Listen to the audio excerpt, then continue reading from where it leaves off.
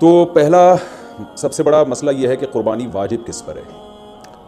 قربانی واجب کس پر ہے؟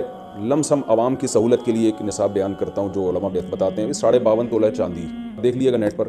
تو اتنی مالیت کا کسی کے پاس سونا ہو یا چاندی ہو یا تجارتی مال ہو. تجارتی مال کہتے ہیں وہ سامان جو بیچنے کے لیے آپ نے خریدا ہے, یا کیش رقم ہو, یا یہ کہ ضرورت سے زائد سامان. ضرورت سے زائد سامان کہتے ہیں وہ سامان جو پورے سال بھی استعمال نہ ہوتا ہو. تو ایسی کوئی چیز اگر آپ کے پاس اتنی مالیت کی پڑی ہوئی ہے, یا ایک نہیں 2-4 چیزیں مل کے اتنی مالیت کو پہنچ جاتی ہیں, یعنی خلاصہ یہ نکلا کہ آپ کے جو استعمال میں آنے والی چیزوں کے علاوہ آپ کے پاس اتنی مالیت کی مال موجود ہے, اور ضروری خرچے اس میں سے نکال دیں, قرضے نکال دیں, وہ سب نکال کے بھی اتنے پیسے آپ کے پاس بچتے ہیں 50, 55, 60 ہزار تک, تو پھر آپ پر قربانی واجب ہے. یہ بہت مختصر بتا رہا ہوں کیونکہ اگر میں اس کی نصاب کی ڈیٹیل میں گیا تو پورا کلپ اسی میں نکل جائے گا. تو لم سم ایک بتا رہا ہوں آپ کو کہ اتنا اماؤنٹ کسی کے پاس ہو تو اس پر قربانی واجب ہے. پھر بھی سمجھ میں نہ آئے تو اس بارے میں میرے دوسرے کلپ یوٹیوب پہ آپ کو مل جائیں گے, یا دوسرے علماء سے آپ تفصیل پوچھ لیں, وہ انشاءاللہ آپ کو ڈیٹیل بتا دیں گے. کیونکہ نصاب میں اگر میں زیادہ ڈیٹیل میں گیا تو بہت ہی لمبی بات ہو جائے گی پھر. تو اس پر قربانی واجب ہے. بڑا مسئلہ یہاں پر ایک یہ اٹھایا جاتا ہے کہ کیا گھر کا سربراہ اگر قربانی کر لے تو سب کی طرف سے کافی ہو جائے گی, یا جو بھی صاحب نصاب ہے جس میں بھی استطاعت ہے اس پر الگ سے قربانی واجب ہے. اس میں فقہا کا اختلاف ہے. بعض علماء کی رائے یہ ہے کہ ایک آدمی اگر گھر کی طرف سے قربانی کر لے تو سارے اہل خانہ کی طرف سے کافی ہو جاتی ہے, اور اس کے بارے میں بعض تابعین سے آثار منقول ہیں, مصنف ابن ابی شیبہ کی روایات ہیں.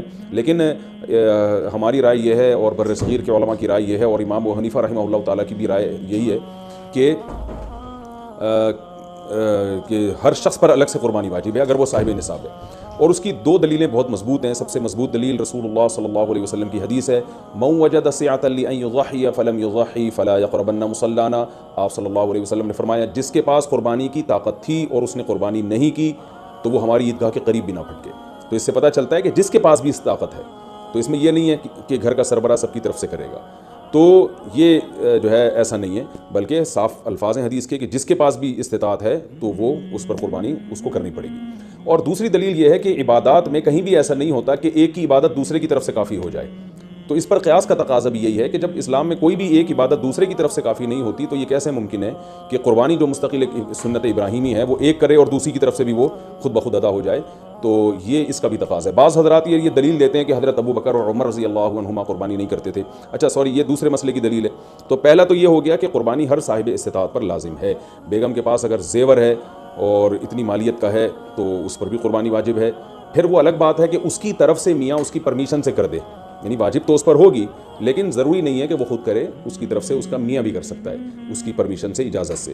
اور میاں اپنی طرف سے بھی ایک کر دے اور بیگم کی طرف سے بھی ایک کر دے. یعنی گھر کے ایک فرد کرے گا اور سب کی طرف سے کافی ہو جائے یہ نہیں ہے, بلکہ ہر فرد کو الگ کرنی پڑے گی.